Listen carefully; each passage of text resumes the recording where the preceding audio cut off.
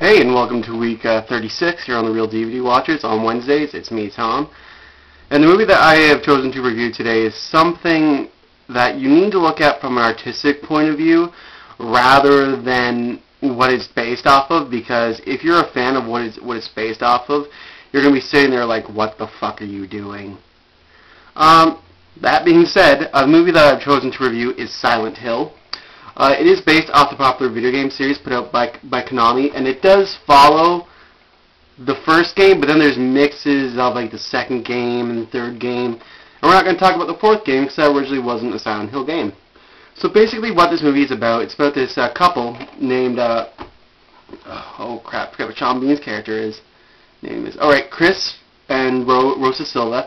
They have this adopted daughter named Sharon, who goes on night walks, and she is always crying about how she wants to go home and how her home is Silent Hill. But granted, Silent Hill she only speaks of when she's dreaming or sleepwalking. So Rose decides just to take Sharon one day and just run off and find Silent Hill. But she does it without Chris knowing, and Chris thinks that Sharon needs help. She needs to be in a mental hospital. So they start going to Silent Hill, and around the town of Brahms, they run into Officer Sybil Bennett. And pretty much she sees something's kind of wrong because one time they pull over at a gas station and Rose asks Sharon why she changed her drawings. And her drawings were once these happy little pictures, but now they're like covered in like black. There's big giant holes. There's the sign of the church. There's the cultists on it. And she just freaks out. She's like, Mommy, who did this? So of course Sybil, being an officer, comes over to make sure everything's alright. So pretty much they take off to Silent Hill. Sybil decides something's not on the up and up, so she decides to pull Rose over. Rose does pull over, but then she sees a sign of Silent Hill, so she bolts for it. And of course, Sybil, being an officer of the law, pursues. And as they go to Silent Hill, they're just about to enter, and they see this girl walking across the road, except Rose has like zero reaction time because Sharon's freaking out because the radio's messing up like always. Sorry, not like always, what happens when you enter Silent Hill. And just they kind of almost crash into her, and Rose hits her head off of the steering wheel. She wakes up in this world almost where it's just full of fog and there's ash falling and Sharon's missing. So very much it's this overall story of someone trying to find her daughter and understanding what Silent Hill is and what it means to some people. Because Silent Hill, it is a place, but it is also a metaphor for guilt, and you need to be judged there.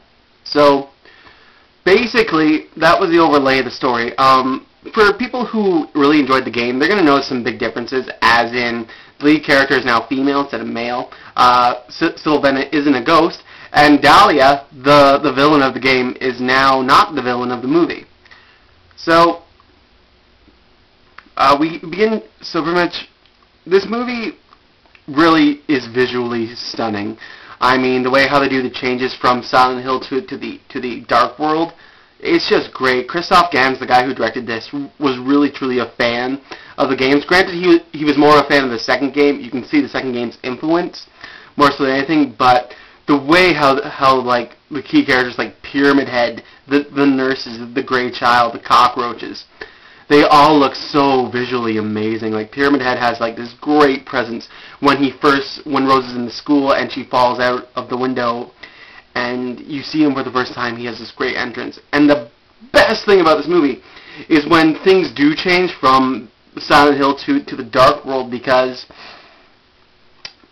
visually it just looks amazing, because like the paint starts to like fall away, so it'll like fall to the ground, and then it'll, like when she's in the bathroom, tiles start falling off the wall, and then once it's all over, like everything goes back up as if like the way how it felt to just play it in reverse. It looks so good, and it's generally haunting because Silent Hill is pretty much a place that it was created because of what happened to Alessa Gillespie. You learn who Alessa Gillespie was and what happened to her. Pretty much it's her own personal nightmare that she's inflicted upon this town. And so all these things that happen are just incarnations of her nightmares. So, but just like the way how the nurses look is just haunting. Pyramid Head, like even the straight jackets, it moves just like the game. I mean, the acting in this movie is so good. Like, even for a video game movie, I know a lot of people are turned off because of what Uwe Boll did, and a lot of fans are turned off by this movie because they consider it to be a piece of shit. And I can understand as to why they consider it to be a piece of shit. But you have to look at it as something more than that. What they tried to do was take the overall feel of Silent Hill and adapt a different story.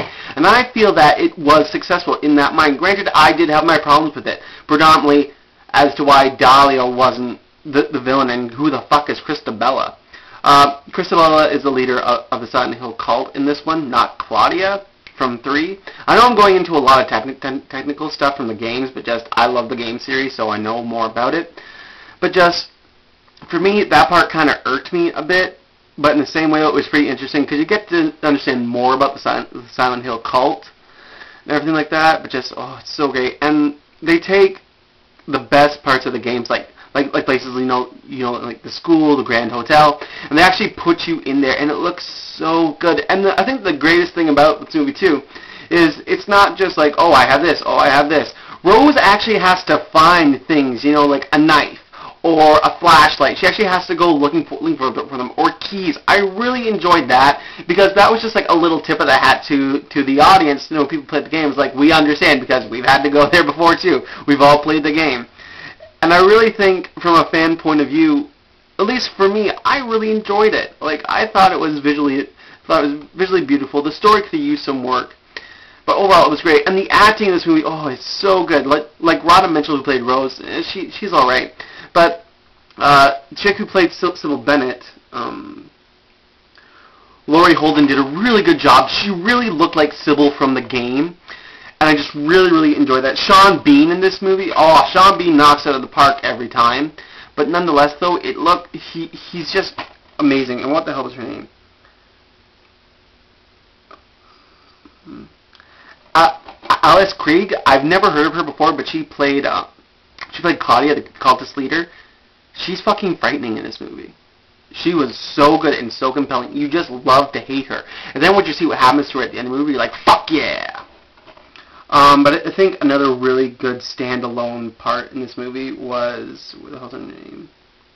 Jodie Freeland, who played Sharon and Alessa. She goes from playing like this nice, soft kid into this dark demon, which is essentially Satan. Because he's pretty much allowing Alessa to do this. But just, oh my god, such a good job in her performance as the dark part of Alessa. It's just, oh, truly compelling work. It's great. But the visuals look so good. The camera work is taken right out of the game. Like when Rose first enters Silent Hill, she's trying to find Sharon, and it's gone dark, and it follows her. The camera movements are exactly the same from the first game. It's just, oh, for a fan, visually and atmospheric-wise, it's perfect. It is so perfect, and I cannot wait for the sequel, when and if it ever comes out. But nonetheless, if I had to give this a rating out of 10, I'd probably give it a 6. It is a good movie, but it's not everything that it could have been. It should have been more fan-friendly, and personally, I think that it should have been Sean Bean playing Harry Mason, looking for his daughter. I think that would have been really, really cool to see, because Sean Bean's an amazing actor. And also, Dahlia should have been evil. Those are my only gripes. Otherwise, though, I absolutely love this movie. So yeah, so that was the review. Just put that back, right?